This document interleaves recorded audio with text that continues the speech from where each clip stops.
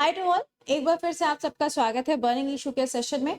और आज हम लोग डिस्कस करने वाले हैं काफी इंपॉर्टेंट एक टॉपिक जिसके बारे में हम लोगों ने अगस्त में भी पढ़ा था।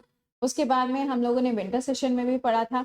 अब ये वो लॉ है, ये वो एक्ट हैं जिनके बारे में हम अभी बात करेंगे, जिनको अब लागू किया जा रहा है फ्रॉम 1 जुलाई। अब ये एक्ट कौन कौन से हैं, आप लोगों को अगर ध्यान हो तो मैंने आपको पढ़ाया था भारतीय न्याय संहिता, भारतीय नागरिक सुरक्षा और भारतीय साक्ष्य एक्ट। इन तीनों एक्ट को अब लागू किया जा रहा है फ्रॉम 1 जुलाई। और ये जो एक्ट नए वाले आए हैं, ये पुराने वाले ब्रिटिश एरा के टाइम के जो एक्ट थे उनको रिप्लेस कर रहे हैं। तो आइए जरा इनके बारे में एक बारी से जान लेते हैं कि इसमें क्या क्या चेंजेस किए गए। वैसे मैंने आपको ये पूरा पूरा अलग से भी पढ़ाया हुआ है सेशन, अगर आपने नहीं देखा है तो उसको देख लीजिएगा। बाकी यहाँ पे क्या क्या चीजें चेंज हुई हैं उसके बारे में बात करते हैं। तो एक बार से सेशन को अपने दोस्तों तक भी शेयर कर दीजिएगा and let's begin the session. सबसे पहली चीज, पहले हम बात करते हैं कि एक्चुअल में यहाँ पे 3 कानून कौन से थे। पहले हम उनके बारे में जान लेते हैं, क्योंकि जब तक हमें लॉ ही नहीं पता होगा तब तक मतलब क्या बनता है। तो सबसे पहले यहाँ पर अपने यहाँ पे हुआ करता था आईपीसी, दूसरा हुआ करता था सीआरपीसी और तीसरा हुआ करता था Indian evidence act. Indian evidence act ये आपको हमारे यहाँ पे इंडिया के अंदर देखने को मिलता है। अगर हम आईपीसी की बात करें तो इसका ईयर अलग है, बाकियों का भी जो ईयर है ना वो आपको अलग अलग देखने को मिलता है। तो जब हम आईपीसी की बात करेंगे तो ये है 1860 का। सीआरसीपी की बात की जाए तो ये है कब का, 73 का है। यानी कि ये आपको बहुत बहुत बहुत पुराना देखने को मिलता है। ये 73 के टाइम का है। कौन सा वाला, सीआरसीपी। और जो आखिरी वाला आपको नजर आ रहा है इंडियन एविडेंस एक्ट, अगर हम इसकी बात करें तो ये कब का है, 1872 का है। तो ये जो तीनों कानून थे ना, ये तीनों के तीनों कानून कब के हैं, इनको ब्रिटिश एरा के समय पर बनाया जाता है। अब क्या हुआ, अगस्त 2023 की बात है जब यहाँ पर इन 3 पुराने बिल को रिप्लेस करके नए बिल को लाने की बात कही गई। और उसके अंदर mob lynching, rape cases, sedition law, इन सब के अंदर कुछ ना कुछ बदलाव करने की बात कही जाती है। और ये आता है कब, अगस्त के टाइम पे। अगस्त के टाइम पे क्या किया जाता है, एक पार्लियामेंट्री कमेटी बनाई जाती है, संसद के अंदर एक कमेटी बनाई जाती है। और इस कमेटी को हेड करने के लिए यहाँ पे कमेटी के हेड जो है उनका अपॉइंटमेंट किया जाता है, जिनका नाम है बृजलाल जी। इनको अपॉइंट किया गया। यहाँ पे क्या होता है कि ये जो 3 अपने यहाँ पे कानून पहले थे, इनकी जगह पे नए नए कानून को लाया गया और इनके ऊपर कुछ सजेशन देने के लिए इस कमेटी को बनाया गया। और इस कमेटी ने अपनी तरफ से कुछ सजेशन दिए, लेकिन कौन सा किसको रिप्लेस कर रहा है ये हमारे लिए जानना जरूरी है। अगर हम आईपीसी की बात करें तो इसकी जगह पे क्या आ गया, भारतीय न्याय संहिता। क्या आ गया है, भारतीय न्याय संहिता जो है ये आपको देखने को मिलेगा। यानी कि पहला वाला ये हो गया आईपीसी। दूसरा है भारतीय नागरिक सुरक्षा। तो भारतीय नागरिक सुरक्षा ये किसकी जगह पे आ रहा है, तो ये आया है सीआरसीपी की जगह पे। और जो तीसरा वाला यहाँ पे है दैट इज भारतीय साक्ष्य एक्ट, ये आया है किसकी जगह पे, इंडियन एविडेंस एक्ट की जगह पे इसको लागू किया गया। अब इसके अंदर क्या क्या बदलाव किए जा रहे हैं, क्योंकि ये जो बदलाव किए गए इसको 1 जुलाई से लागू कर दिया जाएगा। अगस्त के अंदर जब कमेटी बनाई गई, कमेटी ने अपनी तरफ से कुछ रिकमेंडेशंस दिए, कुछ ऐसे भी पॉइंट बोले गए जहां पर सरकार के ऊपर चीजों को छोड़ दिया गया, ठीक है। और उसके बाद में विंटर सेशन हुआ। विंटर सेशन के अंदर एक बार फिर से इसके ऊपर डिबेट होती है और डिबेट होने के बाद में अब इसको लागू किया जाएगा फ्रॉम 1 जुलाई। अब इनके अंदर बदलाव क्या क्या किए गए हैं पहले तो हमें ये जानना पड़ेगा। तो सबसे पहले हम बात करेंगे टेररिज्म की डेफिनेशन के बारे में। अगर हम इंडिया की बात कर रहे हैं तो इंडिया की हो बात या वर्ल्ड की बात हो, सब जगह पे अलग अलग तरीके से हम टेररिज्म को, आतंकवाद को कंसिडर करते हैं। लेकिन इंडिया के अंदर अभी तक कोई ऐसी प्रॉपर डेफिनेशन नहीं थी जिसके अंदर टेररिज्म को डिफाइन किया गया हो। कोई प्रॉपर डेफिनेशन नहीं थी। तो अब यहाँ पे बोला गया कि इसके लिए क्या होगा, एक प्रॉपर डेफिनेशन आपको देखने को मिलेगी। अब डेफिनेशन की बात आ गई तो यहाँ पे बताया गया कि जो न्याय संहिता है, यानी कि terrorism has been defined for the first time in भारतीय न्याय संहिता, making the punishable under section number 113 clause number 1। इसके अंदर कहा जा रहा है कि हमारे देश के अंदर अभी तक टेररिज्म की कोई परिभाषा नहीं थी। पहली बार ऐसा हुआ है कि भारतीय न्याय संहिता के अंदर इसके लिए एक प्रॉपर डेफिनेशन दी गई है। और ये क्या होगा, पनिशेबल ऑफेंस है। यानी कि अगर कोई भी आतंकवाद है तो भाई उसके लिए क्या होगा, यहाँ पे पनिशमेंट जो है वो निर्धारित किया गया है और ये आया है सेक्शन नंबर 113 के क्लॉज नंबर 1 के अंदर। अब इसकी डेफिनेशन है क्या, तो यहाँ बताया गया है the law defines a terrorism as one who commit any act in India or any foreign country with the intention to threaten the unity, integrity and security of the India। कहने का simple सा मतलब ये है कि अगर कोई भी व्यक्ति ऐसा है जो भारत में रहते हुए या फिर भारत के बाहर रहते हुए भी इंडिया की जो यूनिटी है, इंटीग्रिटी है, इन सबको अगर इफेक्ट करता है या फिर इन सबके खिलाफ कोई प्लानिंग करता है या इन सबके खिलाफ कोई भी एक्शन करता है जिसकी वजह से पब्लिक डिस्टर्बेंस होता है, उसे हम क्या डिक्लेयर करेंगे, उसे हम टेररिस्ट डिक्लेयर करेंगे। पहली बात तो यहाँ पे डेफिनेशन जो है इसको बताया गया। दूसरा, इन्होंने ये भी बोला कि अगर हम मैक्सिमम की बात करें, यानी कि अगर किसी को हमने टेररिस्ट डिक्लेयर किया है और उसको सबसे हाई वाला यानी कि मैक्सिमम पनिशमेंट देना है, तो मैक्सिमम पनिशमेंट क्या होगा, डेथ पेनल्टी ही रहेगी। पहले इसके ऊपर बातचीत हुई थी, डिस्कशन हुआ था, बोला गया था कि हो सकता है इसके ऊपर कोई चेंज किया जाए, लेकिन ऐसा कोई चेंज नहीं है। तो मैक्सिमम केस में अगर यहाँ पे कोई बहुत बड़ा टेररिज्म या फिर कोई बहुत बड़ा क्राइम है तो फिर यहाँ पे क्या होगा, डेथ पेनल्टी जो है वही दी जाएगी। सेकेंड पॉइंट पे आते हैं, इन्होंने क्या बोला हुआ है। सेकेंड पॉइंट यहाँ पे कहा गया, the definition includes damage to the property और मैन्युफैक्चर और स्मगलिंग ऑफ द करेंसी।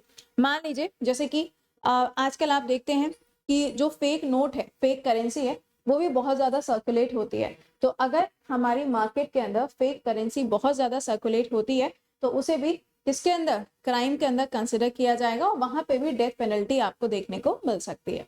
दूसरा चेंज, सेकंड जो चेंज यहाँ पर आया है वो है सेडिशन लॉ से जुड़ा हुआ। अगर हम सेडिशन लॉ की बात करते हैं तो ये आता था आईपीसी के अंदर 1860 और इसके लिए सेक्शन था सेक्शन नंबर 10। लेकिन अब इसको क्या किया जा रहा है, इसको रिपेल किया जा रहा है और it has been replaced with the section number 152। अब इसको रिप्लेस करके क्या आ गया है, सेक्शन नंबर 152 को लाया गया है। अब इस सेक्शन के अंदर क्या बोला गया, पहले क्या होता था ब्रिटिशर्स के टाइम पे कि अगर किसी ने भी ब्रिटिशर्स के खिलाफ कुछ भी बोला है या फिर कुछ भी चीज को पब्लिश किया है तो उसको उठा के जेल में डाल दिया जाता था। अब यहाँ पे क्या हुआ है, यहाँ बोला जा रहा है कि ये जो सेक्शन है that focuses on the act of threatening the unity and integrity of the nation has been introduced. अब इसमें बोला गया है कि मान लीजिए कि अगर कोई भी व्यक्ति ऐसा है जो भारत की यूनिटी और इंटीग्रिटी को अगर नुकसान पहुंचाता है तो उसे क्या किया जाएगा, उसे सजा दी जाएगी, ये यहाँ पर बोला गया। चलो ठीक है, ये हो गया सेडिशन लॉ के बारे में। अगला जो यहाँ पे चेंज आया है क्राइम अगेंस्ट विमेन, ये काफी इंपॉर्टेंट है। इसमें 3-4 चीजें अलग अलग बताई गई हैं, देख लेते हैं इसमें क्या है। तो भारतीय न्याय संहिता के हिसाब से अगर देखा जाए तो crime against women and children, यहाँ पे एक अलग से सेक्शन बनाया गया जिसके अंदर क्या बोला गया है।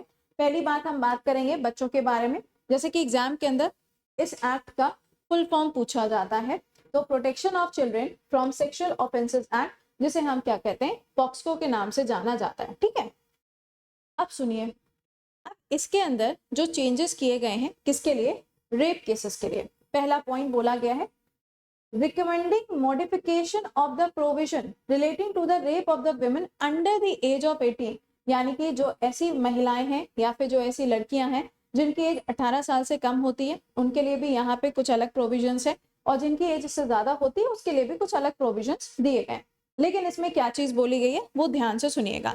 पहला पॉइंट तो यहाँ पे बोला गया है, जैसे कि मान लीजिए जो रेप केसेस होते हैं अक्सर उसके अंदर जो नाम होता है वो लड़की का हमेशा सामने आता है, राइट। तो यहाँ पे बोला गया है कि बिना विक्टिम से पूछे हुए उसका जो नाम है उसे पब्लिश नहीं किया जाएगा। अगर किसी ने भी उस नाम को पब्लिश किया बिना उस विक्टिम के परमिशन के तो उसे 2 साल की जेल होगी। और इन्होंने ये भी मेंशन किया कि अगर कोर्ट खुद से, जैसे हाई कोर्ट है या सुप्रीम कोर्ट है या डिस्ट्रिक्ट कोर्ट है, अगर वो खुद से पूछते हैं तो कोई दिक्कत की बात नहीं है, वो वहां पे उस विक्टिम से पूछें कि आपका नाम जो है वो ला सकते हैं, बोल सकते हैं कि नहीं बोल सकते हैं, तो वो बात अलग है। लेकिन यहाँ पे न्यूज़पेपर्स हो गए या बाकी अगर कोई भी मीडिया हो गई, अगर वहां पे बिना पूछे नाम यूज किया गया तो वहां पे भी 2 साल की जो जेल है वो दी जाएगी। ओके, और क्या बोला गया, और इसमें बोला गया provision for the life imprisonment or death sentence in the case pertaining to rape of women under the age of 18। यानी कि अगर कोई भी ऐसी लड़की है या कोई भी ऐसी महिला है जिसकी एज 18 साल से कम है और अगर वहां पे रेप होता है तो यहाँ पे मैक्सिमम केसेस में यानी कि डेथ में, यानी आप कह सकते हैं कि डेथ पेनल्टी जो है वो भी आपको देखने को मिलेगी। यहाँ पे डेथ पेनल्टी का भी प्रोविजन कर दिया गया है। ओके, अगला यहाँ पे क्या है, अगर हम इस लॉ की बात करते हैं तो इस लॉ के अंदर कुछ और बातें भी बताई गई, जैसे कि इसके अंदर बोला गया है for example for gang rape there is a provision for the punishment of the 20 year imprisonment और लाइफ इन द जेल। यानी कि यहाँ पे बोला गया है कि अगर कोई गैंग रेप होता है तो उसके अंदर अगर हम मिनिमम की बात कर रहे हैं तो मिनिमम में क्या होगा, 20 साल की जेल हो जाएगी और या फिर आपको लाइफ इम्प्रिजन देखने को मिलेगा। ठीक है, नेक्स्ट पे आते हैं। इसमें एक चीज और बोली गई है, इसमें मेंटल हेल्थ के बारे में बात की गई है। अब लड़के सोच रहे होंगे मैम सारी चीजें विमेंस के लिए आती है, मेंस के लिए कुछ नहीं आता है ना। अब इसमें बोला गया है कि अगर किसी भी विमेन की जो मेंटल स्टेटस है ना, जो मेंटल स्टेटस है, मान लीजिए कोई लड़की है, अब उसकी शादी हो गई, शादी होने के बाद में जब वो अपने ससुराल में गई तो ससुराल में जाने के बाद में उसको बहुत ज्यादा पीड़ित किया गया, उसे बहुत ताने दिए गए, बहुत सुनाया गया, तो क्या है उसकी मेंटल हेल्थ के ऊपर ही तो इफेक्ट पड़ेगा ना। तो यहाँ पे ये बात भी बोली गई है कि अगर किसी तरीके से उसकी मेंटल इफेक्ट पे कोई भी इफेक्ट पड़ता है तो भी वो पनिशेबल होगा, यानी कि जिसने भी उसकी मेंटल हेल्थ खराब की है वो व्यक्ति भी पनिशेबल होगा। ठीक है, तो यहाँ पर एक चीज इन्होंने ये भी बड़ी अच्छी मेंशन की है, क्योंकि हर एक की लाइफ में प्रॉब्लम्स तो होती हैं, सबके घरों में। वो कहते हैं ना, जब घर में 2-3 बर्तन होते हैं तो भाई खटकेंगे तो आवाज तो होगी, वो बात अलग की बात है। लेकिन अगर इस लेवल पे जाके इस चीज को किया जाए कि लड़की को सुसाइड करना पड़ जाए, है ना, तो वो केस अलग ही हो जाता है, राइट। तो ये उस केस के लिए यहाँ पे बोला गया कि that will be what, that will be punishable. Okay, इसके अंदर और क्या बताया गया यहाँ पे वो भी देख लेते हैं। अगला है यहाँ पे मॉब लिंचिंग। मॉब लिंचिंग का मतलब क्या होता है, जैसे कि कई बार आपने सुना होगा बहुत सारे ऐसे केसेस होते हैं जहां पे भीड़ बिना कुछ सोचे समझे किसी को भी अपराधी मान लेती है और उसको इतना मारा जाता है, इतना मारा जाता है कि उसकी डेथ हो जाती है। इसे हम क्या कहते हैं, इसे हम कहते हैं मॉब लिंचिंग। तो मॉब लिंचिंग में जब अगस्त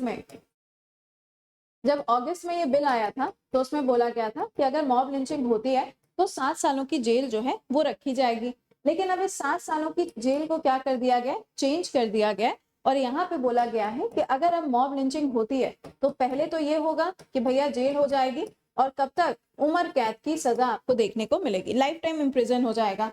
लेकिन अगर उसने कोई बहुत बड़ा ही ऐसा कांड कर दिया है जहां पे चीजें बहुत ज्यादा खराब हो गई है तो वहां पे मैक्सिमम पनिशमेंट के अंडर में उसे क्या मिलेगा, वहां पे डेथ पेनल्टी का प्रोविजन किया गया है। तो यहाँ पे बहुत सारे प्रोविजंस ऐसे हैं जहां पे आपको बार बार डेथ पेनल्टी देखने को मिल रहा है। कुछ जगह पे लाइफ इम्प्रिजन दिया गया था लेकिन वहां पे भी आप देखेंगे तो आपको डेथ पेनल्टी देखने को मिल रहा है। तो ये कुछ चेंजेस जो हैं वो इसके अंदर किए गए थे और इन चेंजेस के साथ साथ यहाँ पे अब अगर देखा जाए तो चीजें जो है वो थोड़ी सी चेंज भी की गई हैं। ओके, अगला देखते हैं। अगला बोला गया है यहाँ पर कि एंटी नेशनल अगर एक्ट होता है तो वहां पे भी क्या होगा, वहां पे भी उम्र कैद की सजा दी जाएगी।